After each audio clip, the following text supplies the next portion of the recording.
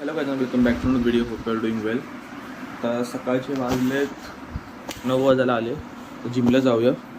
आणि तुम्हाला मी गेल्या वेळात बोललो होतो की इंस्टाचे व्हिडिओ तुम्हाला काढून दाखवतो मी, तर तुम्हाला ते मी दाखवतो पुढच्या व्हिडिओमध्ये.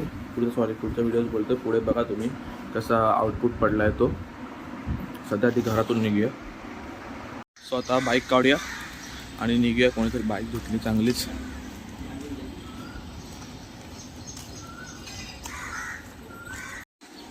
दोन्ही गाड्या इथेच लावल्यात. सीन असा झाला आहे ना की स्कूटरची ना बॅटरी डेड झाली आहे. तिची बॅटरी चार्ज करायची आहे.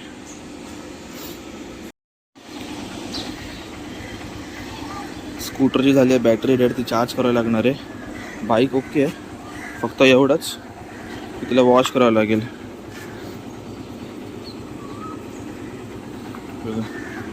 इथे घाण झाली आहे. साडून पण थोडे झाले, टाक्यावर पण थोडे झाले. काय हरकत नाही. चला जाऊया जिमला. जिम नंतर भेटू.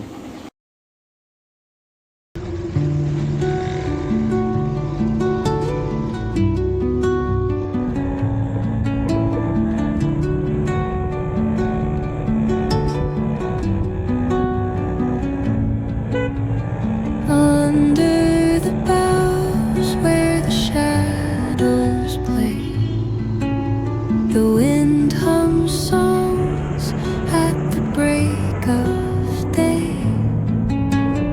Whispering pines, secrets untold, carrying tales only the forest holds. Moonlight spills through the velvet dark, etching patterns, leaving its mark. The roots stretch deep, the earth's gentle sigh, a lullaby sung to the open sky. Oh, whispering pines, sing me your tune, caught in the rhythm of the stars and the moon.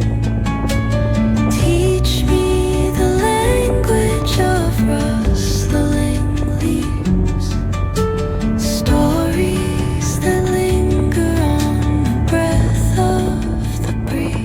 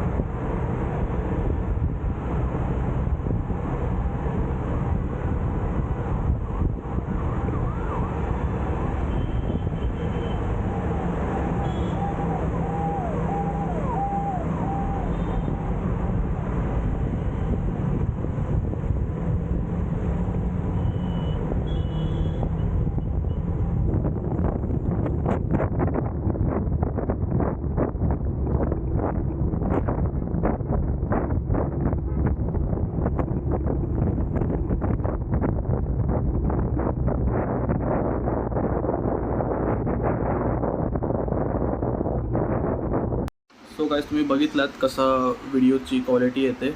खूप मी बोलतो convenient आहे गोप्रोपेक्षा. मग last टाईममध्ये मी बोललेलो की GoPro खूप असं सोपा आहे इंस्टा वापरण्यापेक्षा, आणि खरंच तो सोपा आहे. इंस्टा ना खूप कॉम्प्लिकेशन आहेत, पण एवढा एक फायदा आहे की तुम्ही व्हिडिओ जेव्हा एक्सपोर्ट करता ना तो डायरेक्ट अल्बममध्ये सेव्ह होतो. गोप्रोसारखं तसं नाही. गोप्रोचा एक्सपोर्ट कराल तर तुमचा व्हिडिओ पहिला ॲपमध्ये सेव्ह होणार, ॲपनंतर तुम्हाला परत एकदा एक्सपोर्ट करा.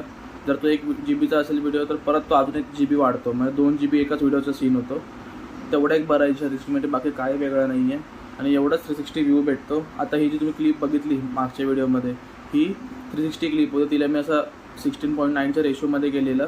त्यात खूप रेशो 1:1 आहे, 16.9 आहे, 9:16 आहे आणि फुल व्हिडिओ आहे असं पण आहे. पण ह्याच्याने खूप कन्व्हिनियंट पडतो. आणि ह्याचं बघाल तर ना, गोप्रोच्या हिशोबाने बघाल तर FPS खूप छान भेटतात त्याच्यामध्ये. गोप्रोमध्ये 30, 60 आणि 90 FPS भेटतात आणि 120. जसं जसं तुम्ही मोठे मोठे कॅमेरा घेत जाल. आणि ह्याच्यामध्ये 25, 30, 35 असे याप्रमाणे भेटतात, 5-5, 10च्या फरकने. तर हा खूप बरा पडतो.